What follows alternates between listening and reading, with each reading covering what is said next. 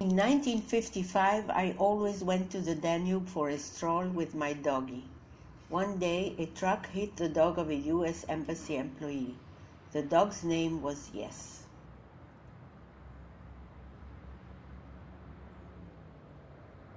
A few days later, when I walked there, suddenly a man from the embassy squatted in front of me and asked me in sign language if I was willing to have sexual contact with him.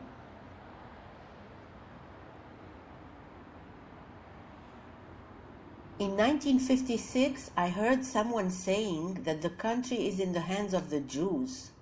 I stayed on the street all night monitoring the events.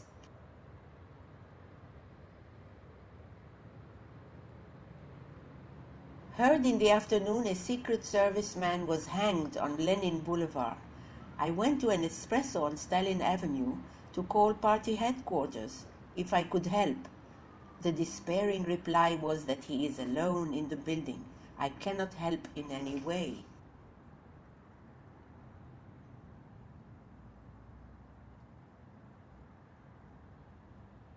I was told one day that Comrade Kadar does not like Jews, but the Soviet does not like Jews either. Frightened that such accusations are made of them, I went to the temporary government. Please help stop the Jews leave the country in a coat. I'm going to go to the U.S. Embassy and tell them what is happening here. Then I don't mind even if I'm hanged.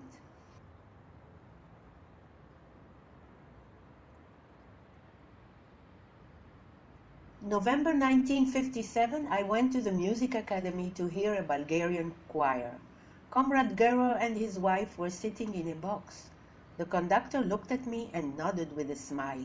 I started to feel an unusual love around me, as if I was Comrade Rakosi. Then I remembered that the conductor was Laszlo Reich.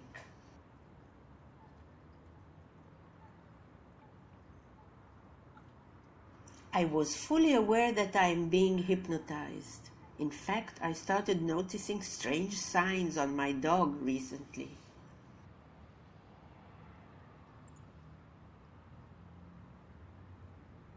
In 1958, I went to police headquarters at around 9-10 p.m. to confess.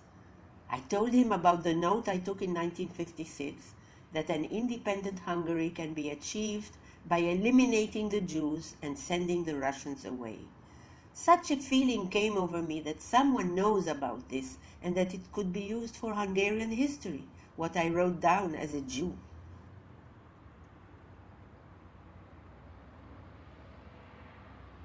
I complained that I don't understand what is going on around me and that this isn't a coincidence. I was taken to a hospital. The doctor told me that he's going to give me electroshock so that I forget 1956 a bit. But what should I forget?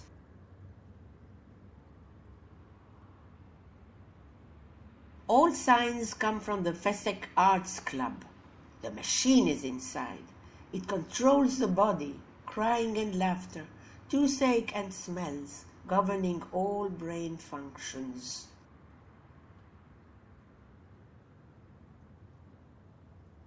A secret room in the Arts Club was used to hide girls and proof of illegal gambling before the war.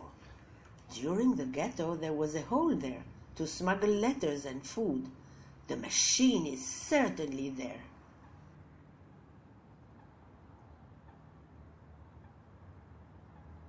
It would be useless to check the building, as all my moves are monitored, and they would know my intention and would be sitting by the table drinking coffee.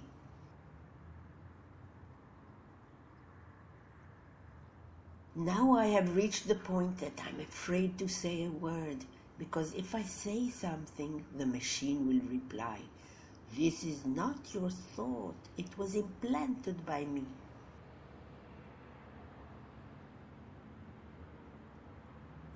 You are not adequate. You are not a good communist. You are not a good Hungarian. You are not a good Jew. You do not like the Soviet. But if you want neutrality and try to assimilate, comes the accusation, you abandoned your beliefs. You abandoned the party.